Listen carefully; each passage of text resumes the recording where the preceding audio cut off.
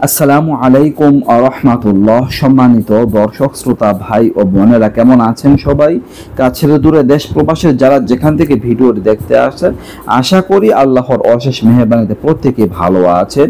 প্রত্যেকে অসংখ্য ধন্যবাদ। বন্ধুরা, গুরুত্বপূর্ণ একটি আমল নিয়ে হাজির হয়েছি, ব্রেন বৃদ্ধি করার আমল। এই আমলটা আগেও আমি শেয়ার করেছি, অত্যন্ত গুরুত্বপূর্ণ।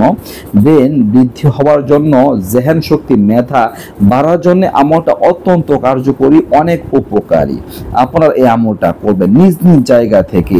আপনার বয়স কম হোক বা বেশি হোক, এই আমলটা করে যাবেন। আপনার ব্রেন বৃদ্ধি পাবে, জেহেন শক্তি বৃদ্ধি পাবে, মুখস্থ শক্তি বৃদ্ধি হবে ইনশাআল্লাহ। আপনি আপনার সন্তানদের এই আমলটা করার জন্য বলবেন।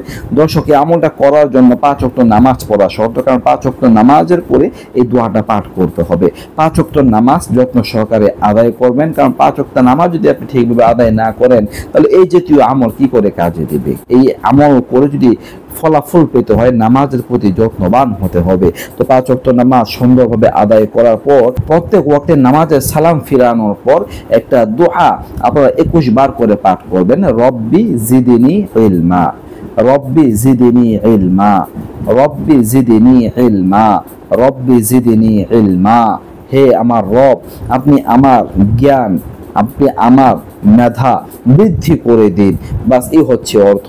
যদি এই দোয়াটা আপনারা 5 ওয়াক্ত নামাজের পরে 21 বার করে পাঠ করতে পারেন, জেহেন শক্তি বৃদ্ধি পাবে, ব্রেন বৃদ্ধি পাবে, প্রখর হবে ইনশাআল্লাহ।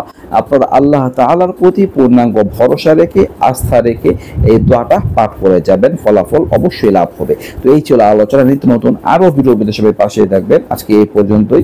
আসসালামু আলাইকুম ওয়া রাহমাতুল্লাহ।